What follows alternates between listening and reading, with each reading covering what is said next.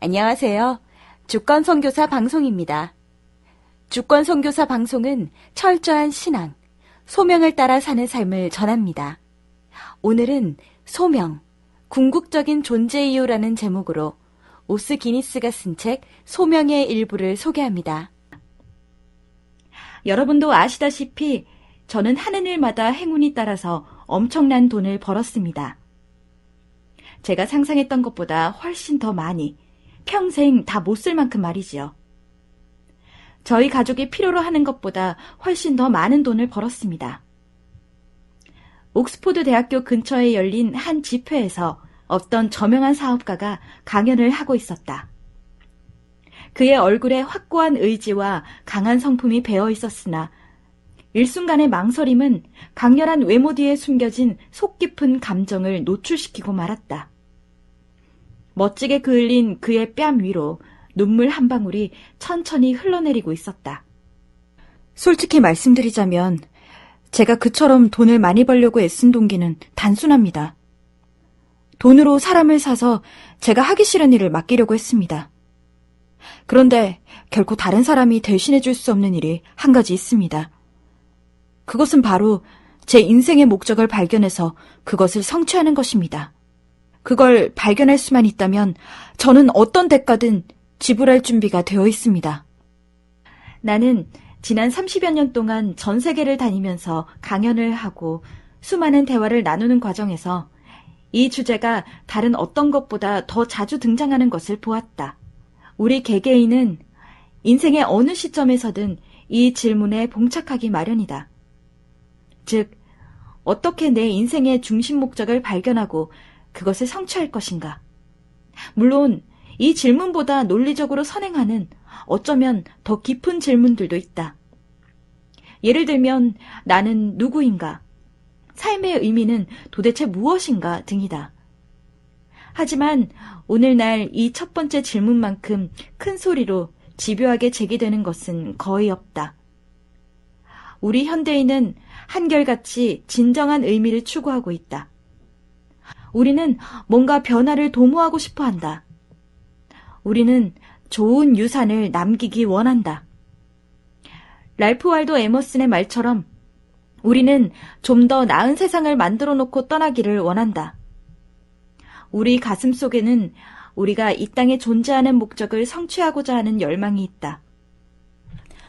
우리 속에 있는 이 깊은 갈망이 충족되지 않는 한 다른 모든 성공의 척도, 부, 권력, 지위, 지식, 친구관계 등은 하찮고도 허무한 것이 되고 만다.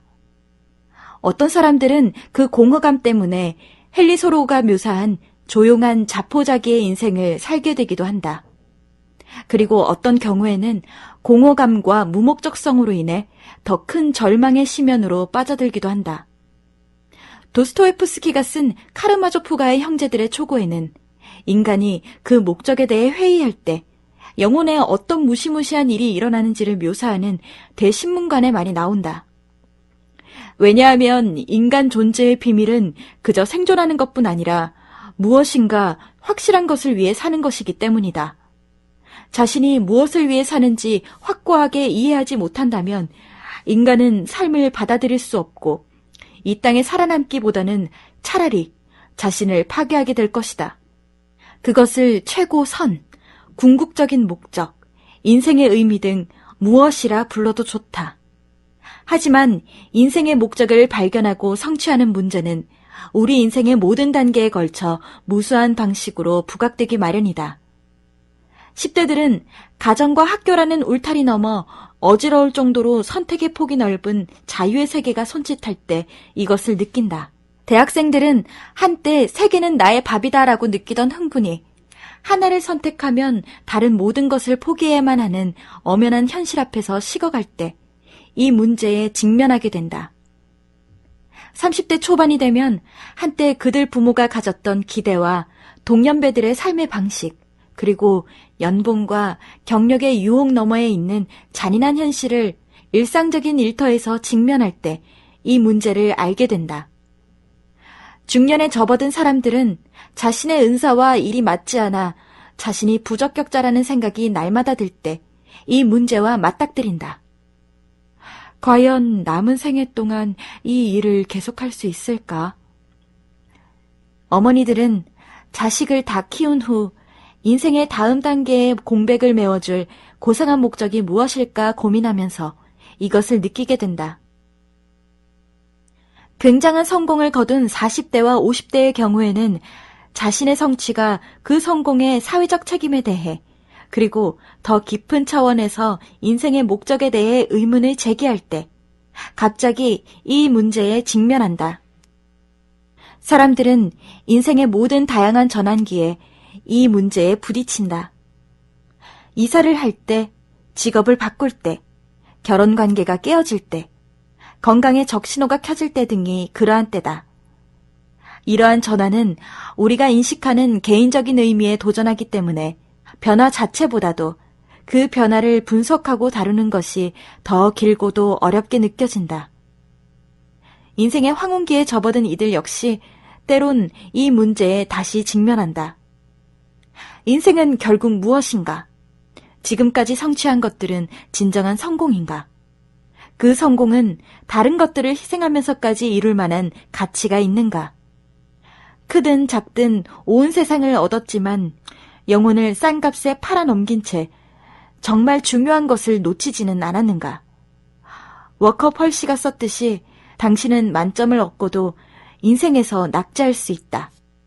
바로 이 문제, 곧 자신의 인생 목적에 관한 의문이 19세기 덴마크 철학자 쇠렌 키에르케고르를 사로잡았다. 그가 잘 알고 있었듯이 개인적인 목적은 철학이나 이론의 문제가 아니다. 그것은 순전히 객관적인 문제도 아니고 유산처럼 상속되는 것도 아니다.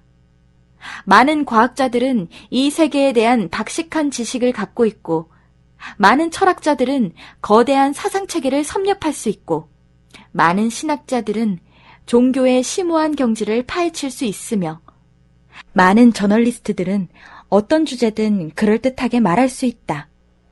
그러나 이 모든 것은 이론에 불과하며 개인적인 목적의식이 없다면 그저 허망한 것이다.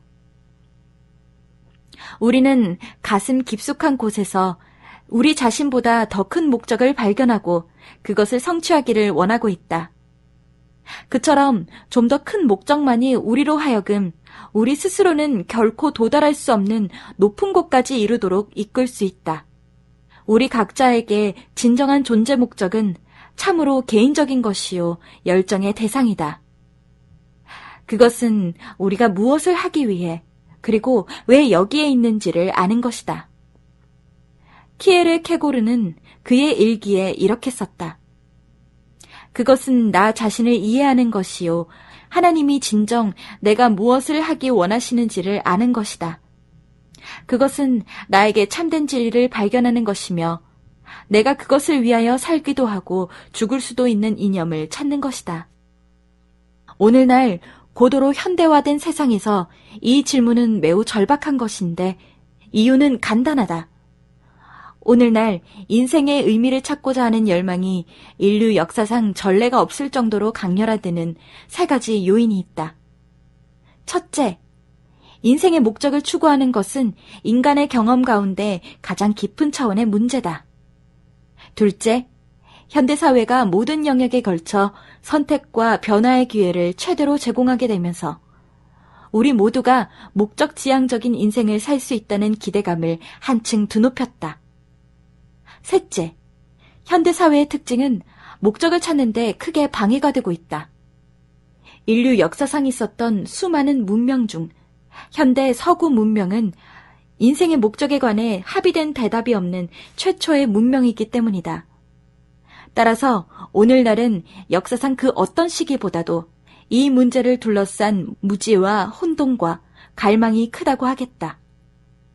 현대인의 고민은 우리가 너무나 많은 것을 소유하고 있지만 삶의 목적은 너무나 빈약하다는 것이다.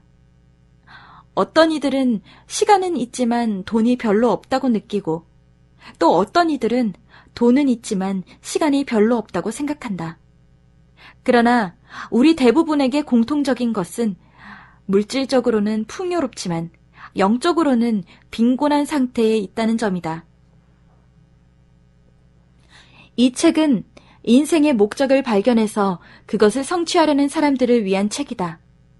본서의 주장은 우리가 창조된 구체적인 목적, 곧 우리가 부름받은 목적을 발견할 때에만 비로소 이 목적을 찾을 수 있다는 것이다.